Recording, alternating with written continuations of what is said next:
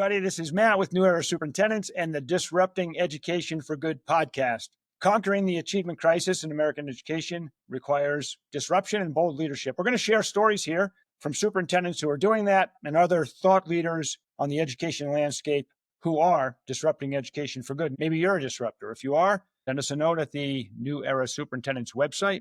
That's newerasuperintendents.com. Subscribe to New Era every place you see us, and enjoy this episode of Disrupting Education for Good. And welcome back to the Disrupting Education for Good podcast from New Era Superintendents. And we're really happy today to have as our guest Dr. Tiffany Brunson, the superintendent of District 159 in Matteson, Illinois. Dr. Brunson, thank you so much for being here. Well, thank you for having me. I'm excited. I'm a disruptor, so looking forward to having this conversation. Good. Us too, and we're also, of course, so glad that you're on board as a member of New Era Superintendents, and we're looking forward to all of our collaborations in the year ahead as we together work to do whatever it takes to increase opportunities for achievement for all of our students. Can you give us a little bit of a quick walk through your journey that landed you at District 159 in Matteson, Illinois, and your life as a superintendent there? I'll keep it brief because July 1 will start my 31st year in education.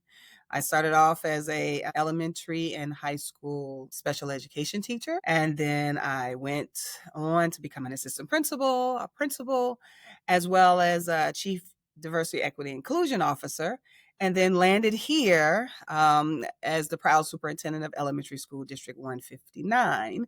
I just completed my third year and going into my fourth year. And so I am extremely proud of the work that we have done. And there's still so much more work to do.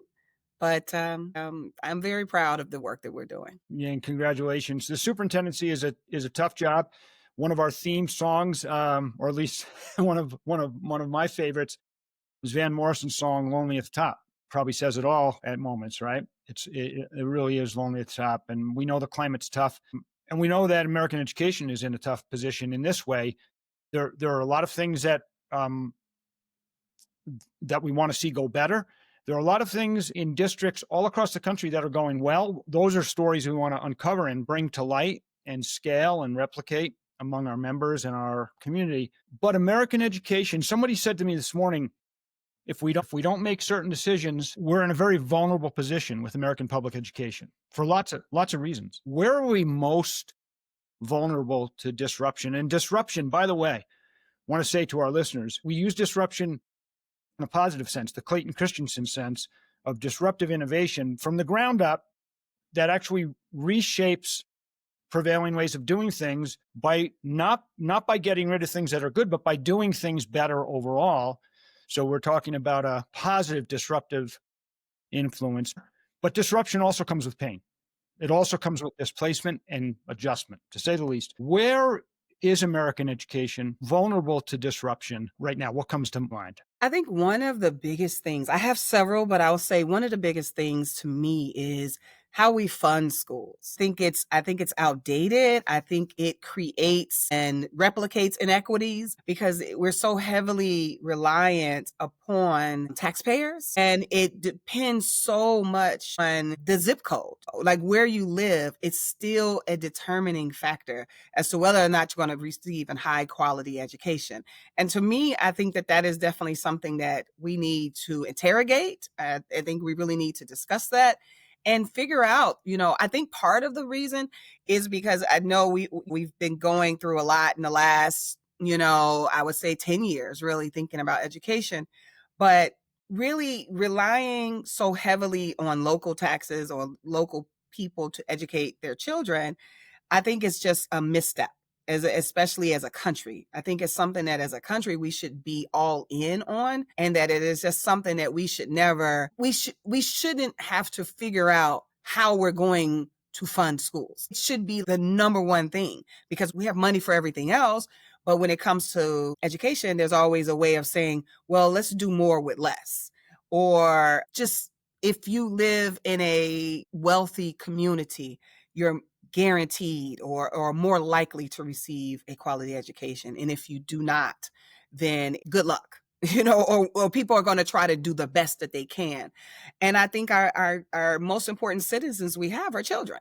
What's the situation there in your district with this challenge?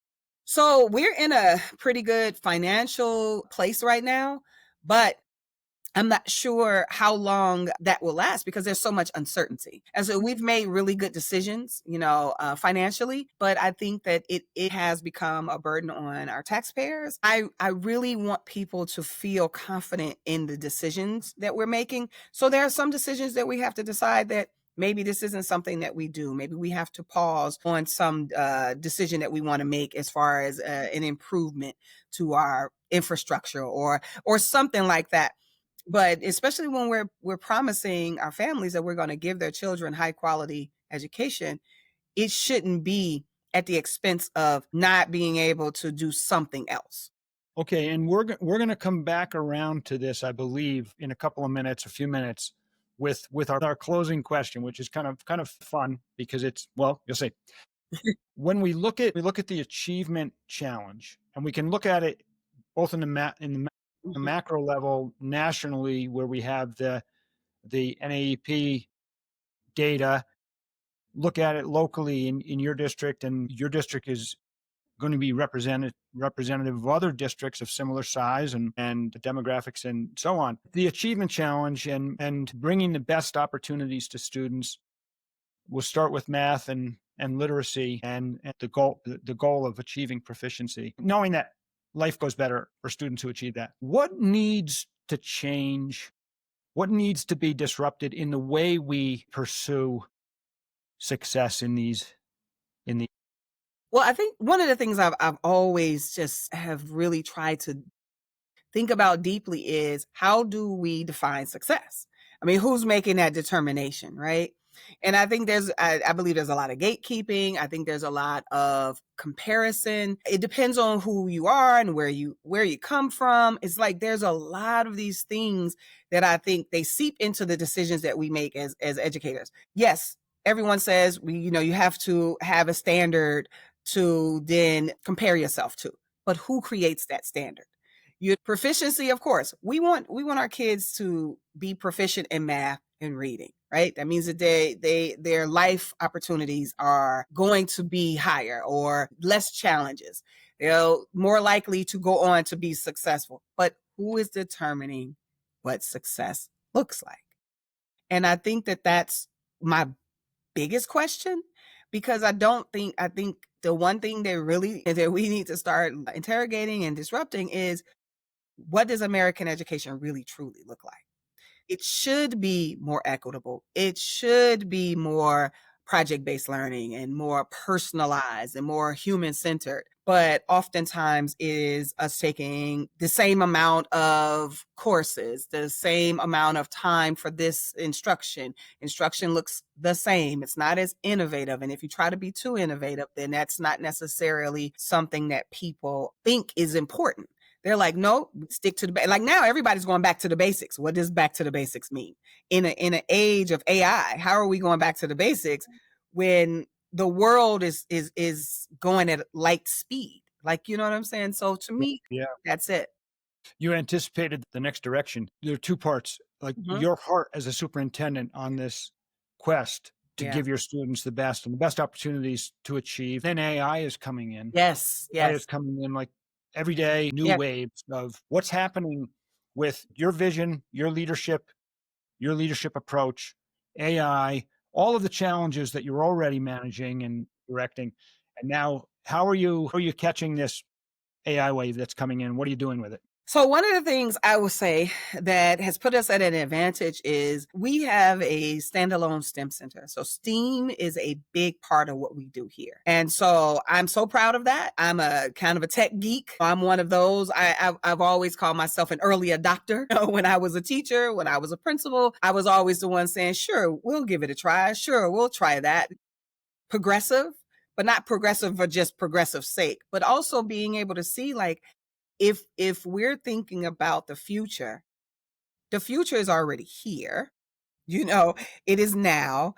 That and our job is to create the conditions for our students to be able to navigate successfully an ever evolving, ever changing world. But what does that mean if we are saying, let's go back to the basics? Like, yes, well, when I was, 30 years ago, when I was, 50 years ago, when I was, and I'm like, well, all of the innovation that happened, there was a turning point or there was something that happened culturally that made us make this decisions in education. Sputnik, right?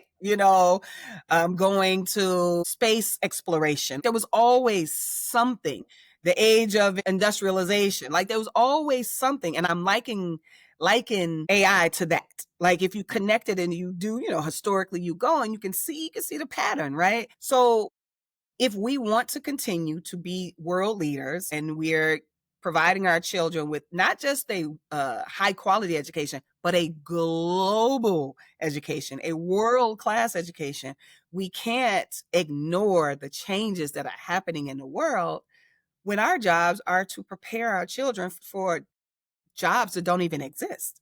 And so that's, I think that innovative learner stance that we have to take as educators, specifically for myself as a superintendent, I think is really important that I have that. So therefore it's part of our vision. But if I'm resistant, then my district can't move forward, which means my students will not be as well prepared. Right. And so are you embracing AI? Do you see it as incoming opportunity for your district? I do. But what I caution is because it is so rapidly changing like every single day. I think the thing to be cautious about is making sure that our students aren't relying on it or our teachers aren't over relying on it. I was reading something about how college professors are really, really worried about it because they're not thinking that our children are spending time learning, our adult learners. But for us as our young learners, there's advantages to using it because it can give you back hours of your life, right? It can make Yeah. things Oh, more yeah. efficient. But I think that it should be a supplement. It should not be a supplant. Like you shouldn't supplant real critical thinking, innovation, creativity, all of that stuff. But it provides some efficiency. Absolutely. Yes. But I want us to see it as a tool, just like a textbook or a laptop or things like that. If we approach it that way, I think we'll be fine. But if we're using it to supplant, that I worry about. How do you see the general receptivity of teachers so far to the changes AI brings? You know what? Honestly, I'll say this. I think teachers have so much on their plate, especially now after post COVID, the mental health challenges and the needs of our students as well as our staff. I think sometimes we expect them to do things fast, but not correct. And so, what for me, I'm trying to be really intentional and careful about it. Like, hey, don't be afraid of it. Cause I remember when I was a principal and we started using smart boards, like I remember when we brought those we remember when we went from our students going to the computer lab. Then we went to one on one, that kind of stuff. You can see the progression. I think for me, with my teachers, I try to, just like I did with you, I try to use historically the things that have happened and how we have adapted and say, hey, we've been here before. Now, AI is something unlike anything we've ever seen, correct? But so was a cell phone, so was email. I feel like if superintendents can be very intentional, which is what I try to do, is say, hey, remember fax machines, like that kind of stuff? Like, there's always going to be innovation, but how do we adapt to the innovation and understand that life is the only thing that's constant is change? So Yeah. I think, We were scared of calculators at one time. oh my God, they were like, don't give the kids the calculators because they'll not never learn math, right? No, you have to see it as a tool. And once you see it as a tool, then you see it as something that's a benefit, an asset. Yeah.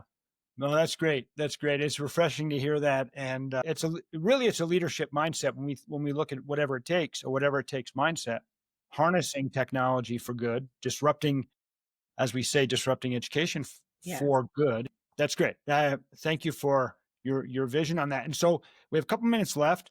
Let's get to some heart questions. There are two. You've chosen to be a superintendent. It was a choice. Yes, yes, yes. Yeah. Like what at a heart level? What motivates you? I love education. I think it's the most noble profession. I think it's the most gratifying decision I've ever made in my life, professionally. I think that to see that a decision that you make or are making or will make will have this ripple effect, and understanding that it's about legacy. We have a finite amount of time to do an infinite amount of things, right? And so I just feel like it's important to make the right decisions and help people. I guess I'm one of those people. I always tell people that you have different kind of leadership, and my type of leadership is host leadership. And I make it really clear to people. Have you ever been to a great party, and you could tell that the host made sure that the people who are vegan had something that they would enjoy? Like every single person's needs were met and thought about so that everyone would have a great time, right? It would be an enjoyable experience. And so I like that's how I am as a host leader. I want to make sure that children, young people receive what they deserve.